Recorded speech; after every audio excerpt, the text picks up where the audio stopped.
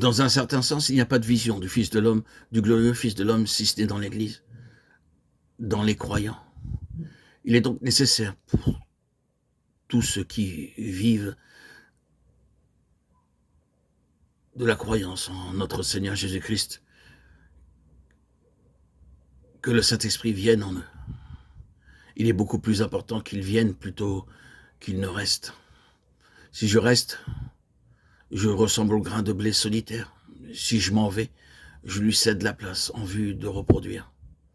Il en signale que la seule façon de connaître le Saint-Esprit, le seul moyen de le voir, de le vivre, était de mourir à soi-même, au vieil homme, pour lui laisser la place. Quel effet cela devrait-il avoir sur nous? Sans doute, avant tout cela,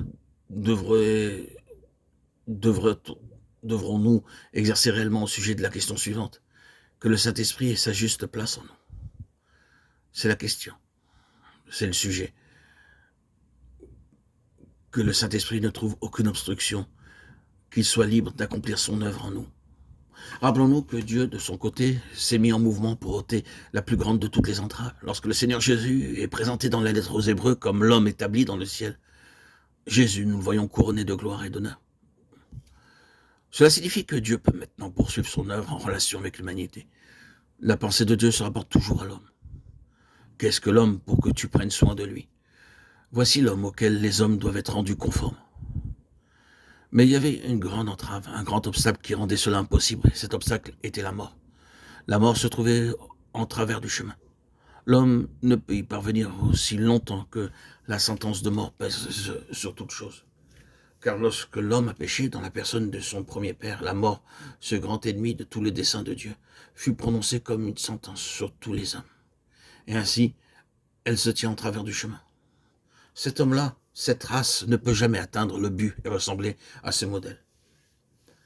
Mais Jésus, nous le voyons couronné de gloire et d'honneur à cause de la mort qu'il a soufferte, afin que par la mort, il rende impuissance lui qui avait la puissance de la mort. Hébreux 2,14. Il a souffert la mort pour tous.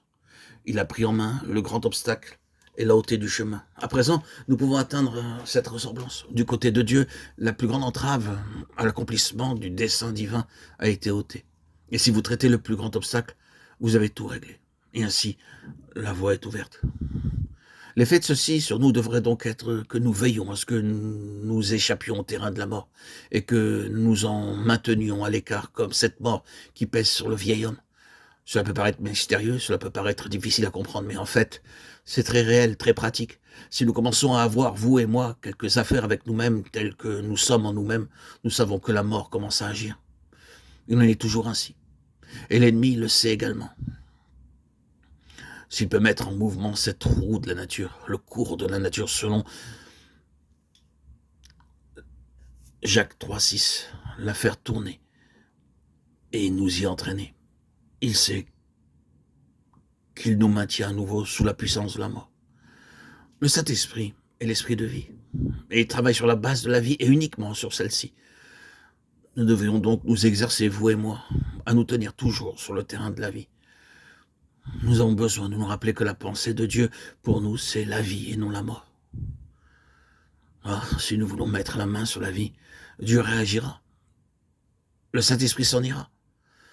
Nous acceptons trop facilement la mort. L'ennemi nous offre toujours la mort sous une forme ou sous une autre, et tente de nous la faire accepter.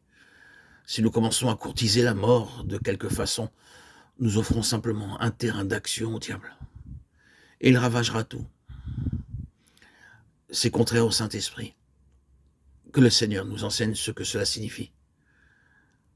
Le Saint-Esprit est consacré à Christ ressuscité, à la réalisation en nous de tout ce que sa vie de résurrection signifie, avec le but final de la glorification.